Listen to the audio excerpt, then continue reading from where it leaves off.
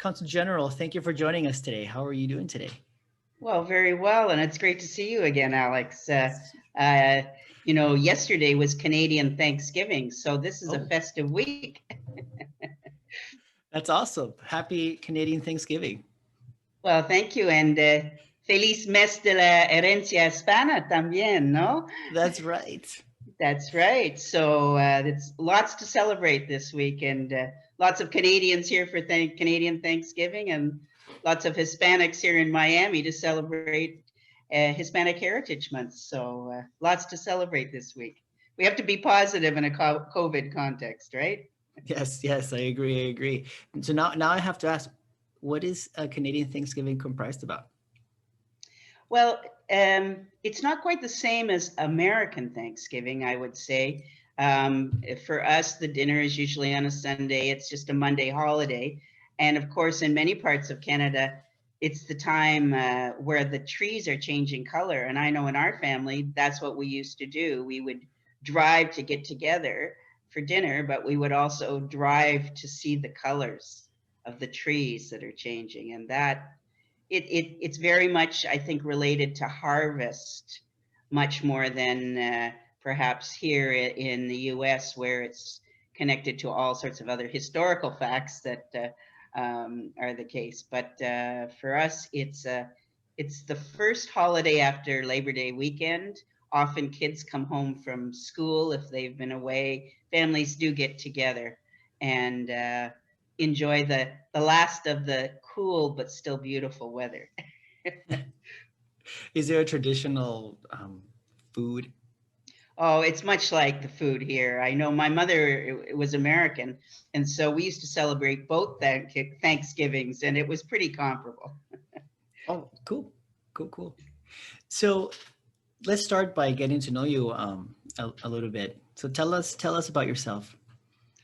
Well, I'm a career foreign service officer with the Canadian government, and that means that I'm fortunate enough to have served 6 times abroad. My background coming into Miami particularly focused on my background as a trade officer. I'd done lots of different kinds of trade, business development, business advocacy in Washington, and also regulatory work in headquarters and trade policy. At one point, I led Canadian discussions with Mercosur, for example, which was fascinating and drew on my previous background as head of the commercial section in Argentina and Canadian ambassador in Uruguay. So it, for me, that was why they had asked me to come here to Miami, because with the gateway to the Americas Right. here, for me, it was a real pleasure to come back and draw on my postings in Washington and in the Southern Cone, but also see another part of what Miami is really about, this regional aspect too. So that's my background. Have a couple of kids, one of whom is with me now because she came for spring break from Canada and ended up staying here and working on her grade 12 remotely from here. So that's my background. That's cool. Your foreign service career has it taken you to other countries, or is just Washington? Washington, Uruguay, Argentina, Paris. I was in France. Comme un bon Canadien, je parle français. So, although I speak French with a Toronto accent, so that was fun for me. And I was also, my first posting was in Cameroon in West Africa, which is also French English bilingual as well as many other things. So I've been lucky to be in several continents. All right, cool. So let's see.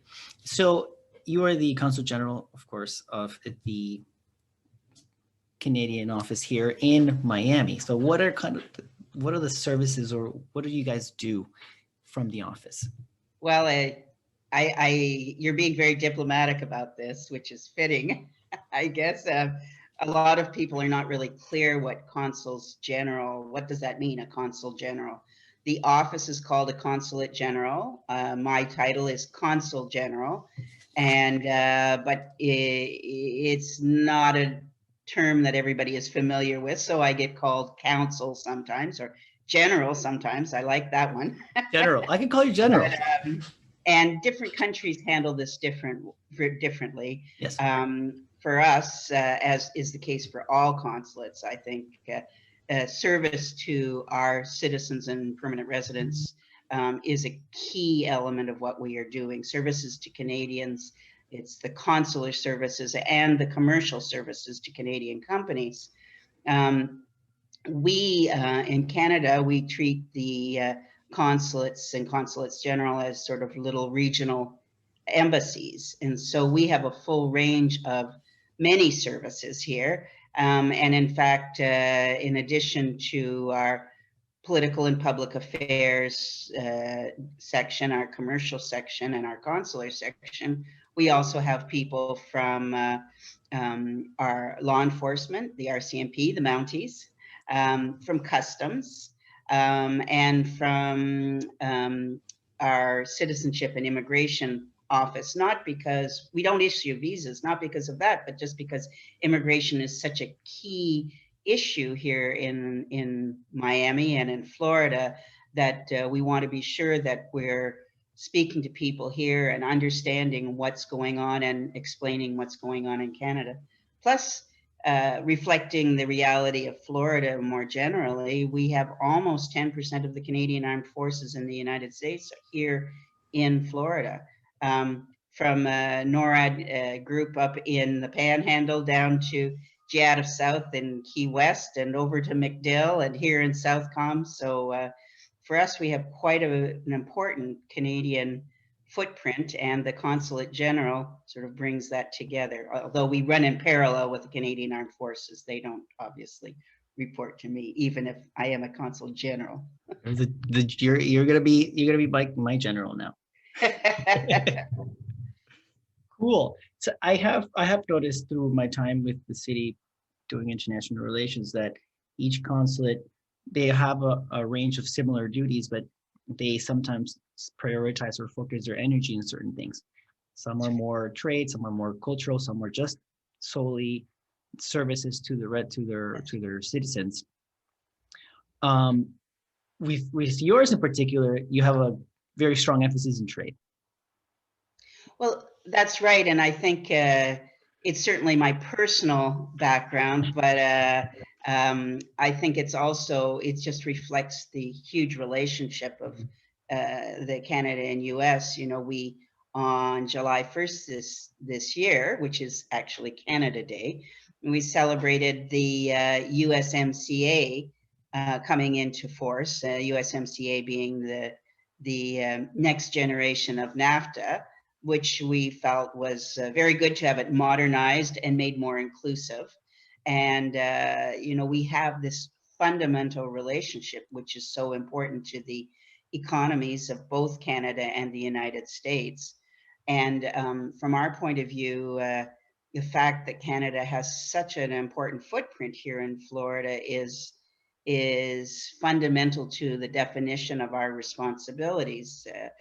For example, pre-COVID, and you know, we're still watching the evolution of numbers during COVID, but pre-COVID, we had about $9 billion of trade. We were in the top 3 trading partners for Florida. We were by far the greatest source of international tourists, 3.5 million visits. And of course, when you sell a service to a foreigner, that's an export. So that involved more exports. But of course, Snowbirds, when they come down and stay, they invest a lot in the domestic economy too. And so we had that big footprint, which explained why we were also doing a lot of partnership activities with the real estate, the Realtors Florida and other real estate people, because Canadians had acquired a lot of residential real estate. Again, Canadians were the #1 international purchasers, and I think we had acquired something like $6 billion worth of residential real estate that was recorded as Canadian. You know, it's not always recorded. Worldwide? In Florida. In Florida. So, you know, we have quite an important commercial economic footprint. And in fact, we're number 2 for investment, for example, with over, well, the best count we have is about 500 companies, 2,600 locations. And when you look at all of those figures together, at the moment, we're Florida's most important economic partner, international partner. And so it's that big footprint that is so fundamental to the definition of what we do. Certainly not all that we do, though. We have an expression, Canada, friend, partner, ally. And for us, it is multidimensional. But here in Miami, and especially in the moment of COVID, we do like to think about the economics and look at what we can continue to do together to help our economies come through this while at the same time protecting the health of our citizens. Cool. I like the expression, friend, partner, and ally. That's right. So we say neighbor as well when we're farther north, but here that's a little harder to see. say neighbors. I have here Natalia, so I didn't want to accept her in as you spoke. I didn't want to interrupt the recording, if anything, the recording, just in case of our lag or something as she loads in. Okay. Let's see. So far, so good. What do you think? Good. Smooth. That's good. Very smooth. You're good at this. Thank you. Natalia is connecting. Okay. So I'm thinking, could we expand a little bit on the Canadian visitors? Like, what do they do? Where do they go? And then, yeah, a little bit. Sure. And then maybe on the real estate. Sure. Oh, on the 19 billion that you mentioned, like, would you happen to know, like, what industries that is? Is that like? Oh, it would maple be syrup? Is it all maple syrup? Well, I could give some hints, but I don't have it's so multi-sectoral, frankly, but I could talk a little bit more on the commercial economics, yeah. Certainly.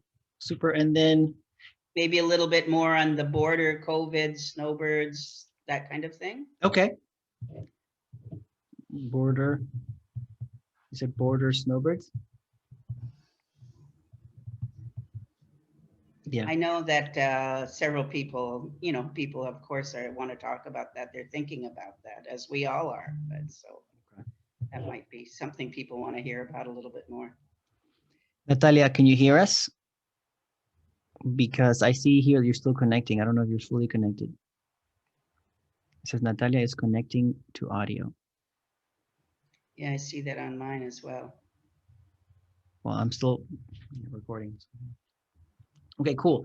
So I'll ask you about the Canadian visitors. Okay. And like, what are their interests? And then we can talk about you said, how would you want me to phrase the snowbird question?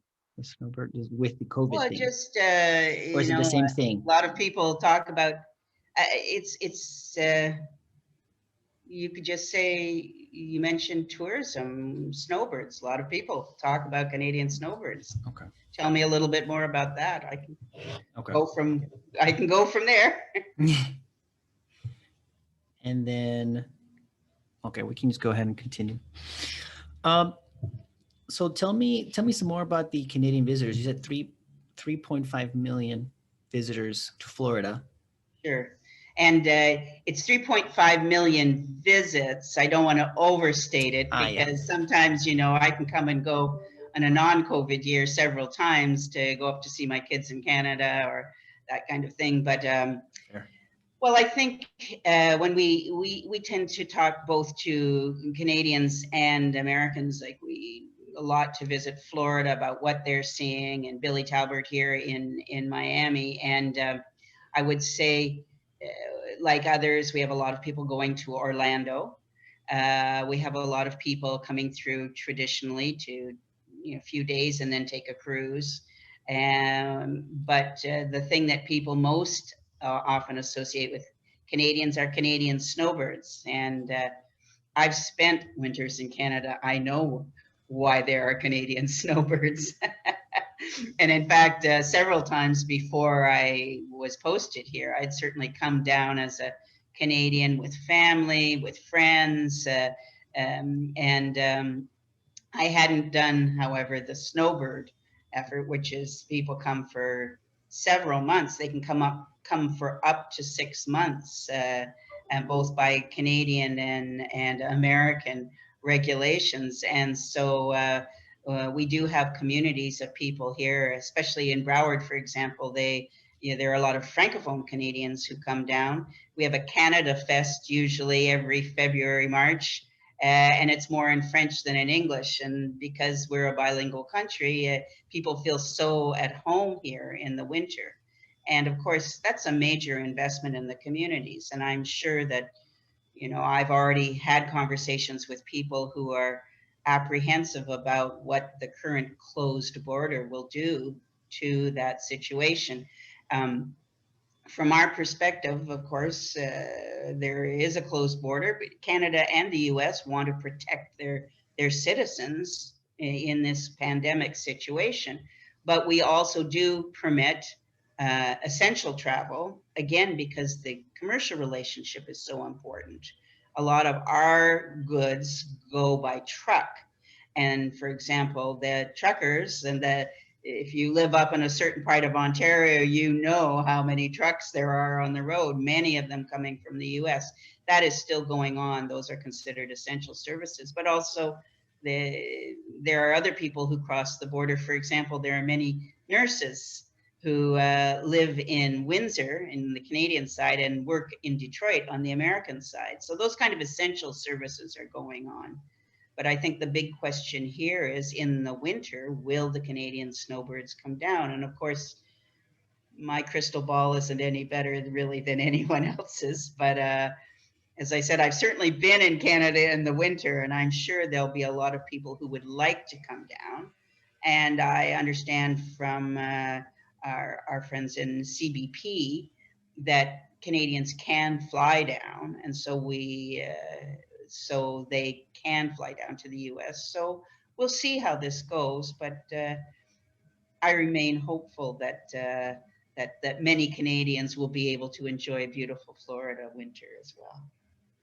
I hope so. CBP, what does that stand? Customs and Border Protection, US. US. It's the US regulations that apply when Canadians come to the US. Excuse me, shouldn't use that. No, it's acronyms are good. People should get to know them. I don't know if you noticed, but it's getting kind of chilly out here now. It is much easier when I go for an evening walk. I know today they said, down to 78. And of course, we're going into this because I'm very aware, and in Canada and in New England, where my mother was from, it's getting quite crisp. And I know my son, who's a bartender in downtown Toronto, just got laid off because our numbers are going up, and it's getting to the end of the outdoor season for the restaurants. That's not going to be a problem here, even in the coolest Florida weather. Fair. So going back to the $9 billion in trade between Florida and Canada, what industries are we looking at for that? Well, as I said, we estimate about 500 Canadian companies who are implanted here in Florida. And so, as you might anticipate, that covers quite a range of sectors. Sure. Certainly in the banking industry, the Canadian banks are very present here. And often people have no idea that they are looking at Canadian banks because they are so well integrated across the United States. But I'm very pleased to have seen 6 big Canadian banks, plus Co-op Desjardins, which is a cooperative, very present in Quebec. But I also would say that we have some who are in the high-tech area, security or related to defense trade. We have certainly some in the agri-food business. We have some in the healthcare area. Well, let me just mention, and for example, the priorities for us commercially. We have high tech in different kinds, but we've been doing a lot in venture capital lately, and we do things, the high tech aspects of education, for example. Companies that down here in that healthcare, even before COVID, life sciences, that's an important area that we've been active in. And it's a big sector down here in the US, and certainly we have things in that area.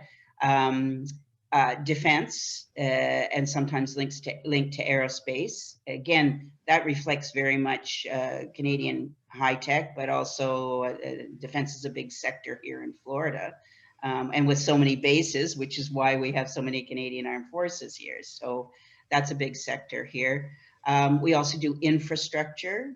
We've done smart city roadshows for a few years, and brought those kind of companies to here, because that's where I think a lot of our municipalities in Canada and in Florida want to go, smarter and smarter. And so we've done those kind of roadshows where we bring in that kind of Canadian technology to look at partnership or offering services to, say, municipalities. We were in Miami, Tampa Bay, and Orlando, for example, for a few years, and we're doing another round this year, virtually, of course. So visually on the screen, not as many people traveling, but all of those are important sectors for us. Okay. So if I am a business in Florida and I Yes. want to do business with Canada, what does that path look like? And how do you guys help me Sure. or participate? Well, I would say there are a few ways. For example, going back to the fundamentals, every country wants to increase its own prosperity and jobs in its own area. So we here promote particularly attraction of investment into Canada and promotion of Canadian exports of goods and services. But we know that often companies don't know at the beginning, or they may have one idea at the beginning, say they think of an export and then they decide they need an office. So they've gone from an export to an investment. So we like to work with partner organizations here. For example, Enterprise Florida International, big partner for us, because they help Florida companies who are looking to export to go to the Canadian market. And again, we partner with them because it's up to the company to decide what kind of action they want to take. Are they looking, as I said, for distributors? Are they looking to set up a little office? What are they looking to do? So they can people. They start off, and the Canadians will come to us because we're Canadian. But then again, depending on what they want to do, we talk to Enterprise Florida or one of the regional, one of the county level, municipal level business development areas. And so we try to partner as much as possible. So we all focus on what is most important to us, but we try to complement it. So if a company comes, we don't say, we don't do that. We say, we don't do this, but so-and-so, like Enterprise Florida, or Broward, for example, does a lot of work to attract international business. Miami-Dade, Beacon Council. A lot of these organizations are very complementary to our own.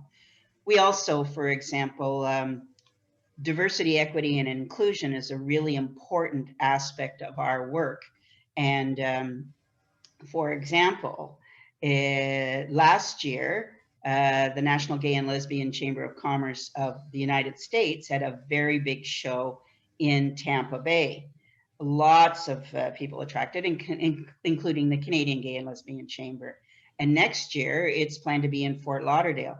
This is big business. I mean, it is about supplier diversity and everything. There were very impressive companies that came in, but I also like to hook the organizations up together because we don't always have to be the hub. Again, if we can help companies see who are the partners that can help support them. Similarly, we do a lot in women's business areas. We have a Go for the Greens is a conference and business organization for women business owners, and they've always been very welcoming to Canadians.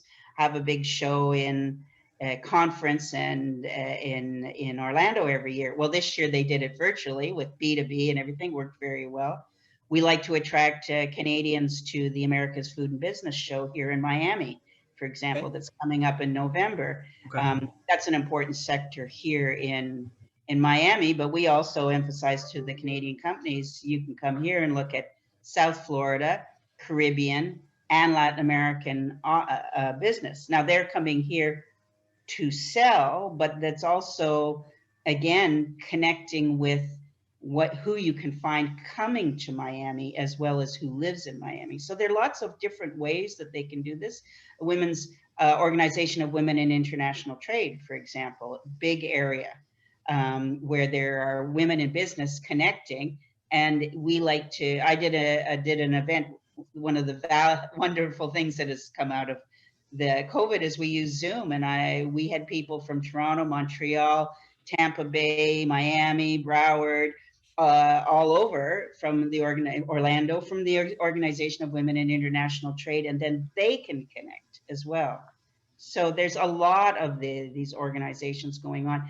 We have big Jamaican and Haitian communities, for example, as does Florida. Oh. And so we've been trying to, I had somebody just talking to me here in Florida about that. Could we connect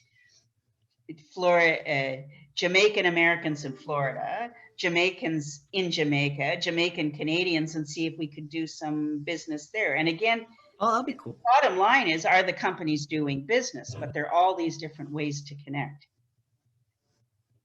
It's, in a way, it's similar to what we used to do at the city, is connect people. Like they would come to us and be like, hey, do you know, or do you guys, believing that we provide those services, but in fact, we work with local partners, just like you do with Enterprise Florida, the Beacon.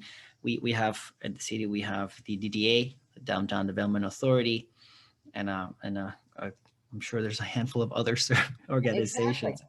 Good partners. Yeah. I know, I agree, for sure. We also have, I would mention, I've been talking Canada because I'm at the national level, but we have several of our provinces that are quite active here.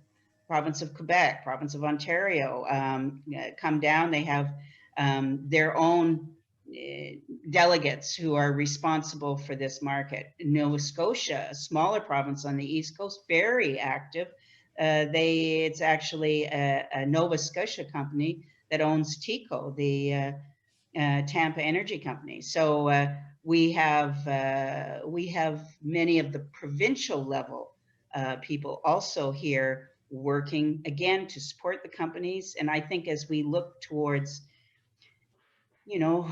coming out of the hit that the economic situation is suffering because of COVID, all these organizations are looking to support companies who are looking to expand again. Can they find markets? Can they get going again, or capitalize on the growth that they've already, some people have done very well in the last few months. And so I think with all these organizations all looking to support the companies, I think this is why we feel as a partner, we're particularly well placed to help rebuild the prosperity in Canada and here in Florida together.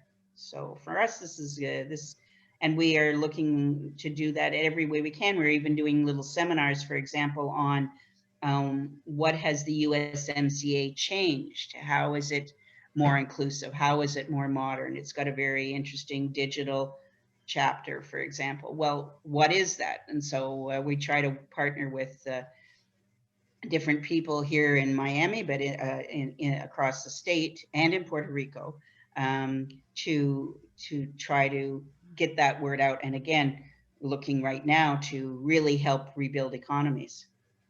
How can people participate in these or attend these conferences or events you're hosting?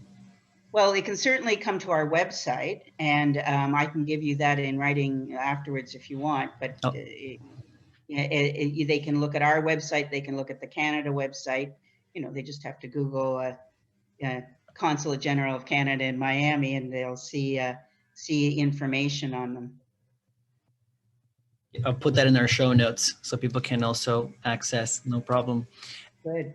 You mentioned the provincial offices of Quebec, Ontario, and Nova Scotia. Do they also have representation as in like offices and people here? They don't have offices here, Yeah. but they have offices in the region or back in Canada that are very active here. So, for example, when I mentioned the Go for the Greens conference, I think we had companies from 6 provinces, and we had organizations from 5 of them. So again, what we see is the organizations are also trying to support, and I think many of them see the potential here in Florida, because we have such a solid base already in terms of investment. We have a solid base in terms of Canadians who know Florida, who love to come to Florida. And so, especially in January, it's pretty easy sell. Awesome. So with all this trade, what are some of the challenges encountered during the trade? Well, that's a fair question, because with all this trade, you're bound to have irritants as well. And certainly over the course of the few years, as we were negotiating the USMCA, which we call in Canada the CUSMA, or the ASEUM in French, Yeah. and the Mexicans call TMEC. So it has 4 names now, not just new NAFTA. But we've also had some issues. We've had some aluminum and steel tariffs in the past, but luckily those are behind us. But because we have so much trade, for example, there's one issue at really at both the state and federal level, and that is the bulk import of pharmaceuticals from Canada. And having lived in both Canada and the United States, I'm very aware that the U.S. is the most expensive in the country in the world for pharmaceuticals. So I understand absolutely why Americans would like to see something done about that, and why American governments are looking at it. But unfortunately for Florida, what they have focused on is imports from the Canada, and the Canadian market just is nowhere near the same. Population of Canada is almost 38 million. Population of Florida is almost 22 million. So, Florida alone is 2/3 the size of Canada. But if you look at pharmaceuticals in the world, Canada uses 2% of the world's pharmaceuticals, and the US uses 44%. So if there were major imports from Canada being looked for, we don't have the market to be able to supply that. And we know that Florida is one of the more advanced states in looking to address the issue of pharmaceutical costs here in Florida by allowing bulk imports from Canada. And obviously, from a Canadian point of view, the government of Canada couldn't allow such massive imports that it could take to help the Americans. That could jeopardize the supply of pharmaceuticals for Canadians. And of course, the Canadian government would have to do something to protect that. We have seen this before, and it's not that Canada is so cheap. I think we're 2nd or 3rd most expensive in the world, but we're just so close. And I think, as is the case in other products, there's confidence in the regulatory system that, so if these were really pharmaceuticals that were approved in Canada, I think people here would justifiably feel safe about them. But that doesn't mean that people can't stick up a flag and say they're Canadian, for example. And it also, as I said, we're just too small a market. So we have an issue going on here where we really sympathize with the American desire to address an important issue, but we just know we are not the solution. And that's going on now because it's getting close, apparently, according to the administration in the US, in Washington, to being allowed to import those drugs in a bulk import uh, situation from Canada. So that's a bit of an urgent right now that we're trying to increase people's awareness of. But that's just an example because there are always issues. Siblings have them. It's fair. To add to that, I like when you mentioned that Americans could find, Canadian pharmaceuticals to be more trustworthy than anywhere else, and the transportation and so that we're so close would also save, Sure. even though you are up there in like the third or most expensive. There could be cost savings on the transportation because you guys are right there. Sure. Well, there's been a lot of publicity. I think, we're so far from the Canada-US border. You can't get much farther away and still be in the States, right? But I know there has been publicity, for example, people going across to get insulin from Minnesota, by bus, or from New England by bus, just because, yes, some pharmaceuticals are much cheaper. But again, that's one issue. It's the bulk drug imports. It's the big issue that needs to be addressed, according to, what both citizens and governments here are saying. This is an issue that needs to be addressed in the United States. We have a lot of sympathy for that. Again, it's just we don't see ourselves as the solution to the big problem. I know we're running out of time, and I thank you for joining us. One more question. Can you tell us about maple syrup? Oh, yes. Well, it's hard to think of something that's more symbolic, more iconic for representation of Canada. Although my mother was from Vermont, I must, as a first generation Canadian, also recognize that there is some fine maple syrup from New England as well. But certainly in Canada, many years, where I live in Ottawa, we go every year, because when spring comes and the sap starts running, they start tapping the trees.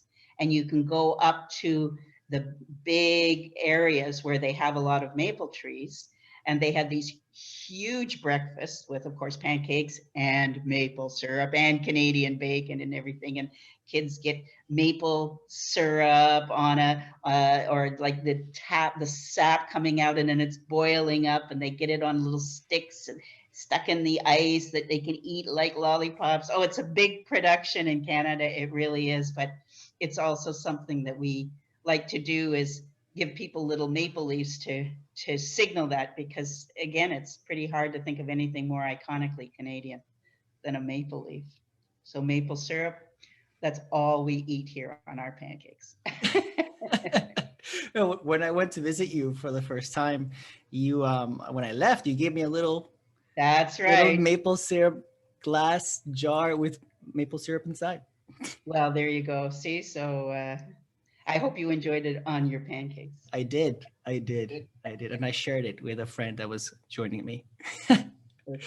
Awesome. Well, thank you so much for joining us and taking the time to share your story, a little bit about your background and the Consul General's office and trade between Florida and Canada.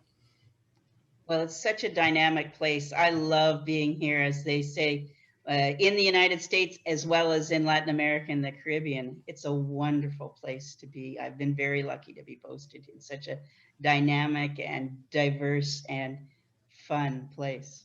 Thank you. Awesome. We're lucky to have you. Thank you.